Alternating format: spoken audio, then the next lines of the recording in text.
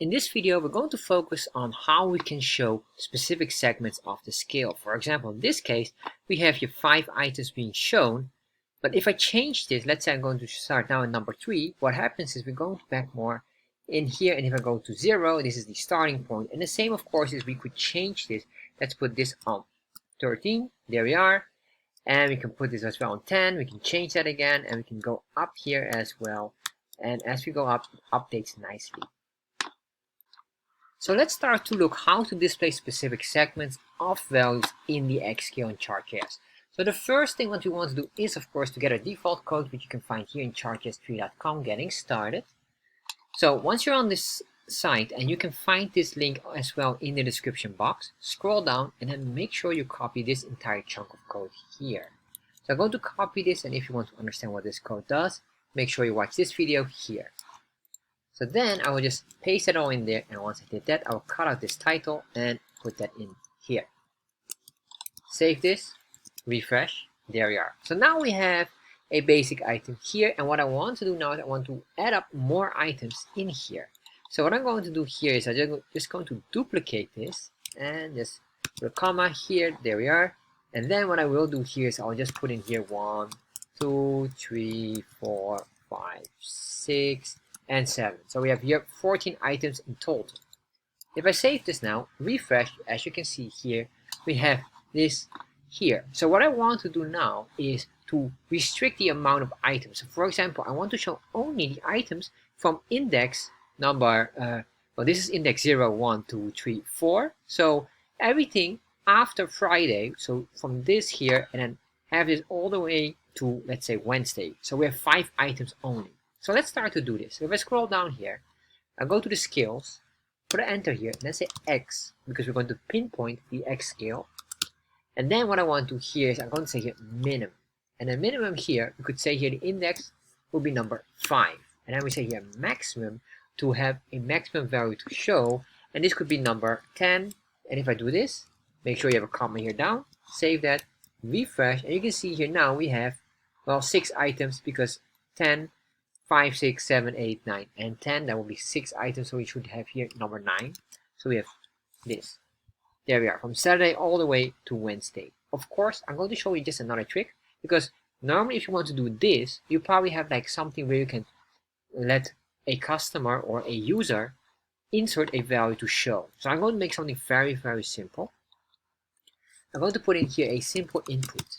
And I'm going to say this input type will be a number.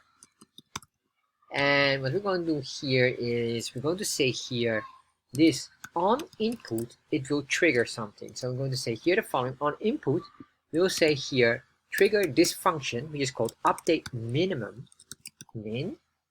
And then what we want to do here is to extract this value, or basically this refers to this specific element, whatever the value the user inserts in here.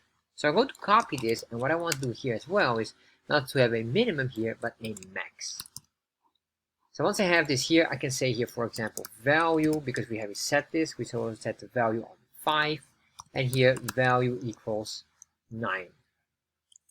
So we say here 9. If I save this, refresh, there we are.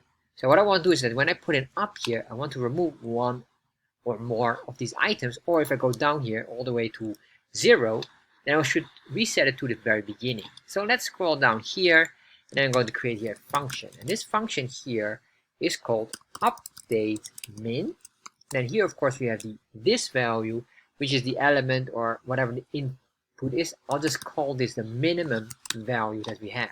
If I do now console log and just say min, you will see what will happen. If I refresh here, open up developer tab, nothing happens yet. Once I put in here something, on input, if I push here up or it changes, what happens is it recognizes the item here and grabs the value. Well, it says here 5, but basically the value hasn't changed to 6.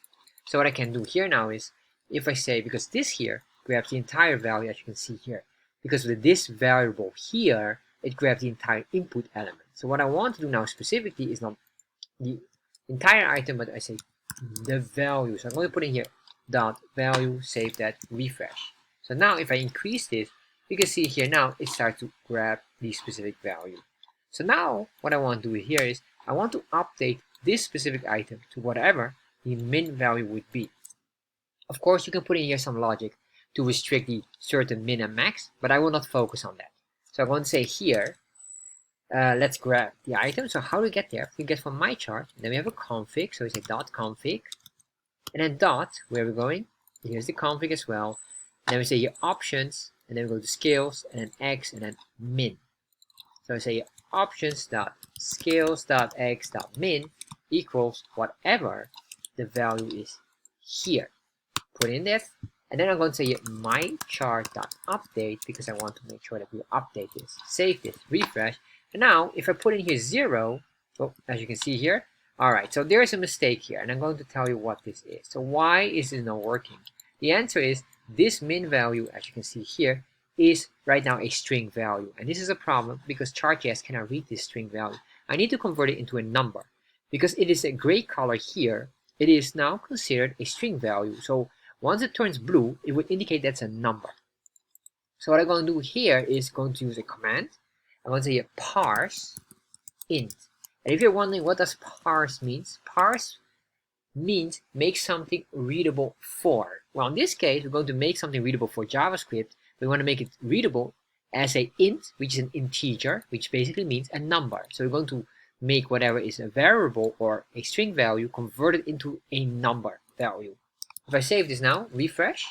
If I do now something, put one up, there you are. And you can see here, although the console log doesn't show yet here, but if I'm going to copy this, put it in there, you will see that this parse int now, this becomes blue as well. So if I refresh, go up, you can see this works here, and you can see here now it's being recognized as a number because the color is blue. I hope you can see it's slightly darkish blue.